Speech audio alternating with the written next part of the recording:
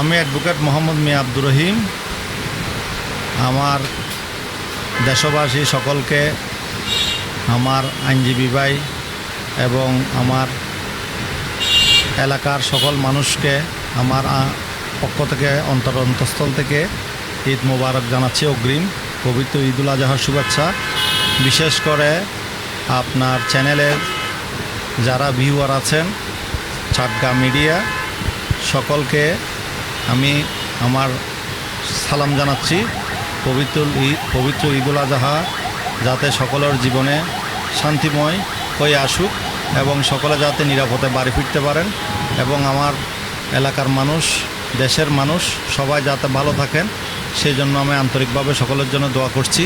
আপনারা আমার জন্য দোয়া করবেন এই আশা রাখি এবং দেশ ও জাতির মঙ্গল কামনা করে আপনার মাধ্যমে আমি দেশের মানুষকে, এলাকার মানুষকে, আমার শুভাকাঙ্ক্ষীগণকে আমার পক্ষ থেকে পবিত্র ঈদুল আজহার অগ্রিম শুভেচ্ছা জানাচ্ছি। আসসালামু আলাইকুম রহমতুল্লাহ।